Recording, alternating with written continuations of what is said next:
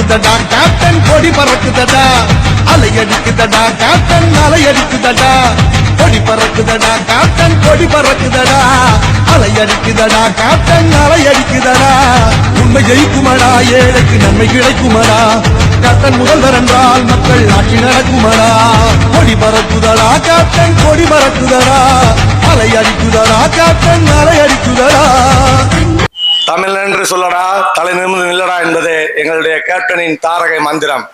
இயன்றதை செய்வோம் இல்லாததற்கு என்ற எங்கள் கேப்டனின் முன்மொழியை நாங்கள் அவருடைய எத்தனை மாநாடு மதுரை மாநாட்டிலிருந்து இதுவரை இப்போ கடலூர் நடக்கக்கூடிய மாநாடு வரை எங்களுடைய எழுச்சி பயணம் கடமலை மயிலை ஒன்றியம் என்றாலே சிறப்பும் சீரும் சிறப்பாக நடத்திதான் எங்களுடைய பழக்கம்.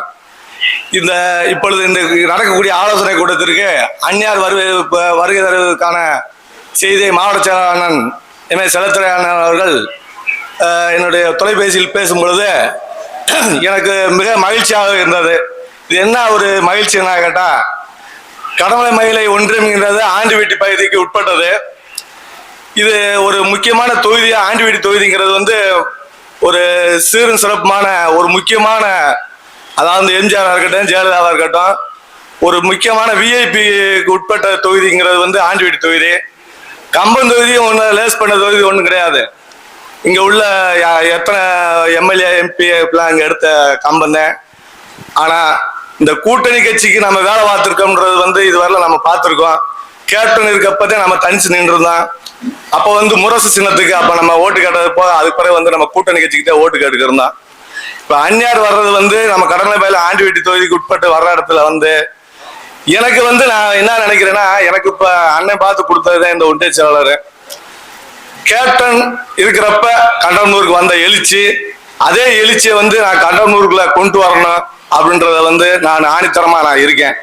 அந்நியார் அந்த சுற்றுப்பயணத்துல கண்டனூர்ல நின்று ஒரு 4 வார்த்தை பேசினா எனக்கு ரொம்ப ஒரு மகிழ்ச்சியாகவும் ஒரு சந்தோஷமாகவும் இருக்கும்ன்றத என் மனசுல பட்டதை நான் சொல்றேன். அதே சமயத்துல நான் அப்படி ஒரு வாய்ப்பு அந்நியார் அண்ணன் என்ன சொல்றாரோ நான் கேட்டுக்கிருவேன்.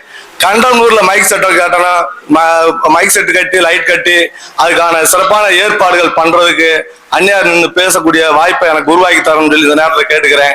அதே சமயத்துல இதுவே ஒரு வாய்ப்பா வர்ற சட்டமன்ற தேர்தலில் நம்ம சட்டமன்ற தேர்தலில் முரசுக்கு ஆண்டிவீட்டி தொகுதியும் கம்பம் தொகுதியும் அண்ணன் கேட்டு வாங்கி இதுல ஒரு வெற்றி வேட்பாளர்களை நிப்பாட்டி ஒரு வெற்றி வாகை சூடணும்னு சொல்லி இந்த நேரத்தில் கேட்டுக்கிட்டு எனக்கு அந்நியாருக்கு பேசுறதுக்கு வாய்ப்பு கொடுக்கணும்னு சொல்லி கேட்டுக்கிறேன். இதுவரையில வாய்ப்பு கொடுத்ததுக்கு மிக்க நன்றி.